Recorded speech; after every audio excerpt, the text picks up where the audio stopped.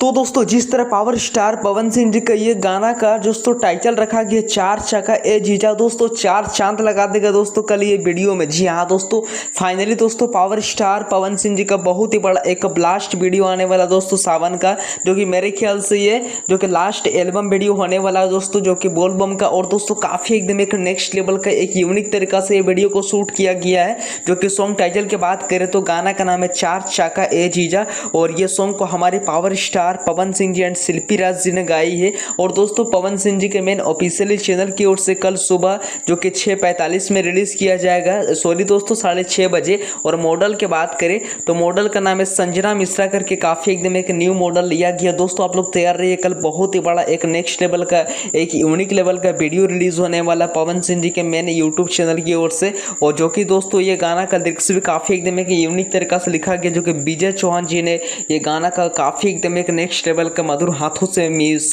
जो कि लिरिक्स दी है। और ये गाना का म्यूजिक की बात करें तो दोस्तों प्रियांशु सिंह जी ने म्यूजिक दी है। और आप लोग तो जानते हैं कि जो भी गाना का प्रियांशु सिंह म्यूजिक देते हैं काफ़ी एकदम एक नेक्स्ट लेवल का एक यूनिक तरीका से तड़कता भड़कता म्यूजिक देते हैं, जो कि कल सुबह आप लोग तैयार है 6:30 बजे। और अगर आप लोग चाहते हैं कि दोस्तों इस तरह का अपडेट देखें ना, तो प्लीज़ मेरे चैनल को आप लोग अभी से ही बेल आइकन को प्रेस कर लीजिएगा। Thank you.